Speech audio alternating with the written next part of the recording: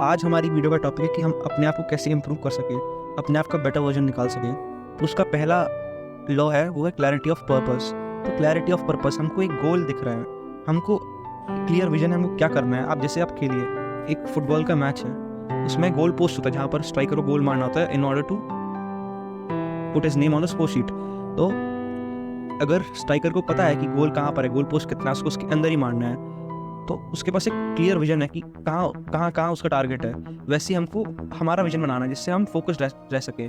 अब क्या होता है, आजकल की लोग हैं एक साथ 4-5 काम कर रहे हैं, तो उसमें एफिशिएंसी घट जाती है, हमारा फोकस स्कैटर हो जाता है। इसलिए हमको एक टाइम पे एक चीज़ में काम करना चाहिए। अब जैसे मैं आपको एक एग्जांपल देता हूँ, तो एक स्टडी है जो कि एक्सेलराई कॉलेज है जमशेदपुर में, मैनेजमेंट का बड़ा फेमस कॉलेज है, आपने सुना होगा, नहीं सुना तो आप सर्च करिएगा।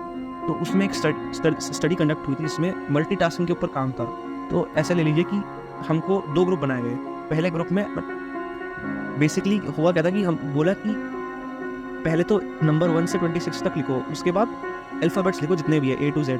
तो पहले ग्रुप को बोला कि आप पहले ऐसे लिखो, जैसे 1 फिर A फिर 2 फिर B।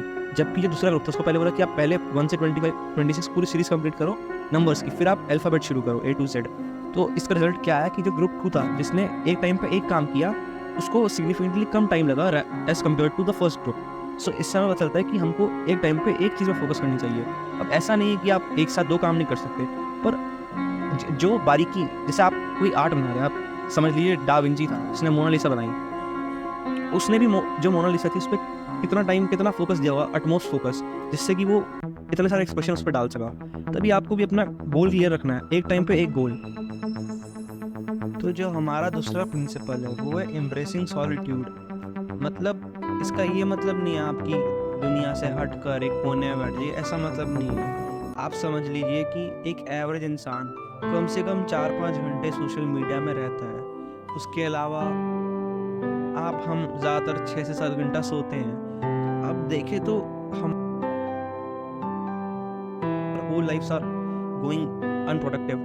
मैं ये नहीं कह रहा हूँ कि सोना नहीं चाहिए, सोना चाहिए, ब्रेन हेल्थ के लिए, हमारी ओवरऑल हेल्थ के लिए इंपॉर्टेंट है। पर जो हम सोशल मीडिया, यूट्यूब वगैरह आप देखें तो कुछ सीखें ना, कुछ नया गेन करें। हम देखते सिर्फ एंटरटेनमेंट पर्पस के लिए, और फिर ऐसा होता है कि हमने देख लिया, हमें गिल्टी फील होता है कि हमने इतना टाइम वेस्ट कर दिया, और वो साइकिल कंटिन्यू होती रहती है। तो आपको इस डिस्ट्रैक्शन से हट के अपना एक बनाना, अपना जोन बनाना, जिससे आप काम कर सकें। जैसे सपोज करिए मैं कोई कॉम्पिटिटिव एग्जाम दे रहा हूँ, ठीक है, आप मान लीजिए मैं कैट देने वाला हूँ अगले साल, ठीक है। अब मैं अपना ज़्यादा टाइम अनप्रोडक्टिव काम, जैसे वीडियो वगैरह देख रहा हूँ, व्लॉग्स, कुछ भी एंटरटेनमेंट पर्पस जो मेरे काम के नहीं है, ठीक है, मैं कुछ भी अनप्रोडक्टिव काम कर रहा हूँ, तो मेरे ओवरऑल स्टडीज़ को इफेक्ट करेगा।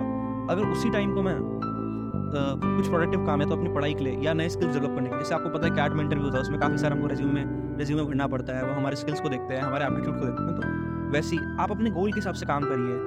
हम ये जो चीज़ होती है, हम एडिक्शन में पड़ जाते हैं, सब लैक ऑफ डिसिप्लिन की वजह से ही है। अगर आपको डिसिप्लिन गेन करना है तो आपको फोकस करना पड़ेगा, आपको छोड़ना पड़ेगा। तीसरा प्रिंसिपल होता है कांस्टेंट सेल्फ इम्प्रूवमेंट। इंसान पुतली है गलतियों का और उससे सीखने का। तो ऐसा नहीं है आपने गलतियां करी, गलतियां होती है, इंसान है, गलती करोगे, पर उससे सीखना जरूरी है। क्या सीखोगे, what you gain from it. तो एक बुक है एटॉमिक हैबिट्स करके, बहुत बेहतरीन बुक है, मैंने भी पढ़ी है, मैं आपको रिकमेंड करूँगा। जिसने सुनी है उसको पता होगा कितनी अच्छी बुक है, कितनी इफेक्टिव बुक है, पर जिसने नहीं सुनी, I'll recommend you to please check it out। उसमें क्या, उसका बेसिकली जिस्ट क्या है बुक का, कि छोटी छोटी, जैसे एटॉमिक का वर्ड कहता है बहुत छोटा, और हैबिट्स आपको पता है क्या होती है, छोटी छोटी habits end of the day आपको एक बड़ा रिजल्ट देती है। जैसे आपने सुने होंगे एग्जाम्पल, एक सिंगर रातों रात फेमस हो गया, उसका गाना हिट हो गया, वो आपको हमें लगता है कि वो एक रात का काम है, पर वो ऐसा नहीं है। उस रात से पहले जितना भी उसका टाइम उसने मेहनत करी है, प्रैक्टिस करी है, उसका खेल है। तो वैसे ही आप अपने आप को हर समय सेल्फ इम्प्रूवमेंट में ध्यान देते रहिए। चौथा प्रिंसिपल है अडेप्टेबिलिटी एंड वर्सेटैलिटी। अडेप्टेबिलिटी, हमको अडेप्ट करना सिचुएशन के हिसाब से। एक वर्ड है मैनेजमेंट में बड़ा जगह फेमस है, एम्बीडेक्सटेरिटी। एम्बीडेक्सटेरिटी मतलब जो सिचुएशन के साथ ढल जाता है अपने आप के साथ। तो देखिए, लाइफ स्टेबल नहीं है। एक बड़ा फेमस कोट है कि everything in this world is constant except change। Change होता रहता है। आप ले लीजिए, जैसे हर दिन कपड़े बदलते हैं तो वो भी चेंज हो गया। तो चेंज बहुत कॉमन है, चेंज बहुत रैपिड है, चेंज होता रहता है, आपको पता भी नहीं चलता। तो आपको अडाप्ट, और ऐसा नहीं है कि ये सिचुएशन के हिसाब से है कि आपको हर सिचुएशन के हिसाब से ढलना है। कोई भी दिक्कत आए अपने आप को ढालना है कि आप सबको वो कर सकें, सबको ऑब्स्टेकल को पार कर सके। आप फ्लेक्सिबल रहना है। आपको अपना माइंड जो है वो जजमेंटल नहीं रखना कभी भी। हमेशा कोई प्री कंसेप्शन नहीं रखना।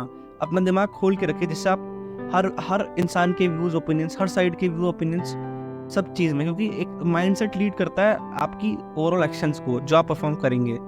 तो हमारा आज का आखिरी प्रिंसिपल है focusing on present rather than living on future और पास्ट। सो बहुत बार ऐसा होता है, मेरे साथ तो खास कर होता है कि मैंने कोई गलती करी हो पास्ट में, ये ना करा हो मैंने, यहाँ पर एडमिशन मैंने ये पेपर दे दिया होगा मेरा निकल जाता है। ऐसा हमको पास्ट में नहीं जीना। अगर आप पास्ट में अटके रहेंगे तो आप कभी आज में जी नहीं पाएंगे, या आप फ्यूचर का सोचते रहेंगे तो आप आज में काम नहीं कर पाएंगे। ये अच्छी बात है कि आप अपने आप पे इंट्रोस्पेक्शन करते हैं, पास्ट के बारे में सोचते हैं, पर आपको पास्ट की फेलियर से सीखना है, ना कि उन।